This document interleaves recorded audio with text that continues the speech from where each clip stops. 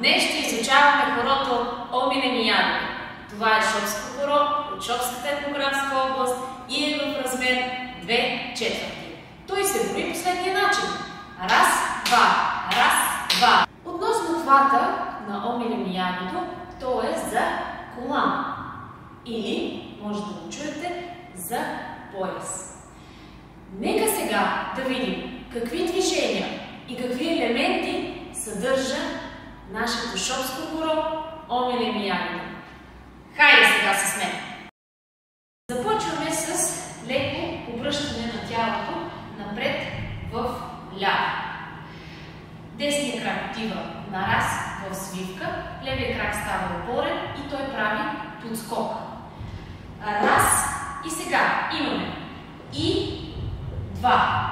Две последователни стъпки след това. И пак. Раз и два. Раз и два.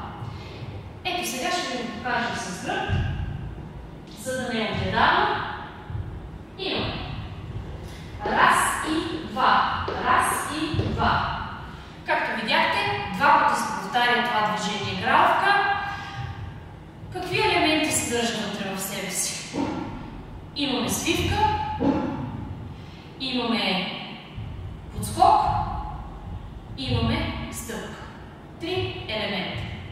Второто движение се казва присипване. Или, може би сте чували, за ръченична. Може да го срещнете и в двата варианта. Присипването има вътре в себе си последователни стъпки. Вижте, този път обръщаме тялото си напред в дясно, защото тръгваме вече да движим хорото в посоката напред в дясно. И имаме раз и два, сега втори път, също. Раз и два. Три последователни стъпки. Вижте отново. Раз и два, раз и два. Ето сега ще се обърна с гръб, за да видите неогледално как се изпълнява движението присипване. И раз и два, раз и два. Нали? Три последователни стъпки или, в зависимост от начина на танцуване, могат да бъдат и три последователни прескока. Някои танцуват по-ситно, други танцори танцуват по-вихрено, по-високо, с висока колена. Тогава вече може да се превърне в прескоци. Нека да видим как ще съчетаем двете движения. Гравка и присипване. Аз ще се обърна с гръб. И гравка, гравка, ръченична, ръченична. Гравка, гравка, ръченична, ръченична. Третото движение в хорото Омилени ягоди се казва тропни. Ето така се изпълнява то. Вижте. Имаме скок, ляв горе. Скок, десен горе. Елементите, които то съдържа, са скок на двата крака,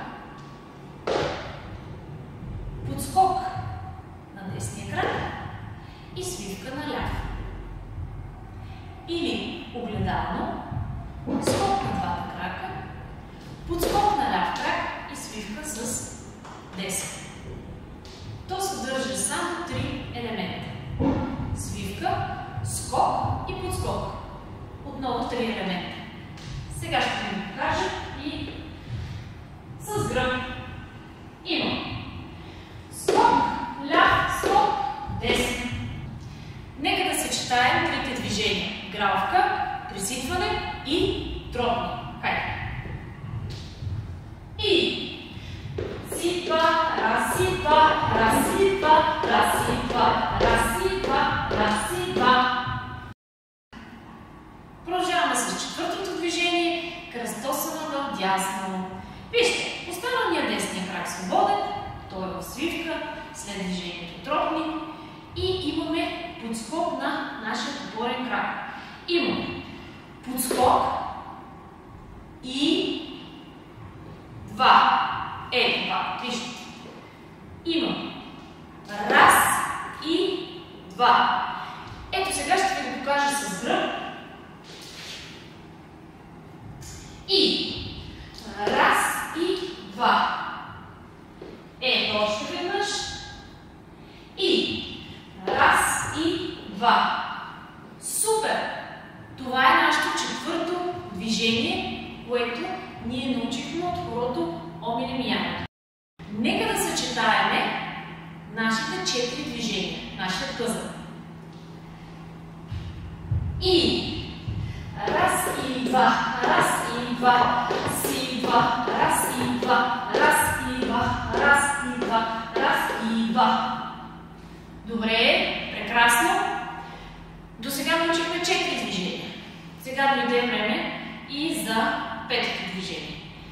От тук нататък движенията се повтарят огледално. Няма нови движения, има старите движения, само че в ляво. Ето, направили сме в дясно кръстосаната. Сега отново повтаряме движението тропни. Само че одеве имаше 2 свивки. На левия и на десния крак. А сега ще направим 3 свивки. Вижте как. И скок, ляв, скок, десен скок, ляв. Нека да съчетаем всички движения, които научихме до сега. И раз и 2, раз и 2, си 2, раз и 2, раз и 2, 2, раз и 2, раз и 2, си 2, раз и 2. От тук нататък имаме повторение на движението кръстосано. Само че този път няма да бъде в дясно, а ще бъде в ляво. И 1 и 2. Ето пак. И раз и 2.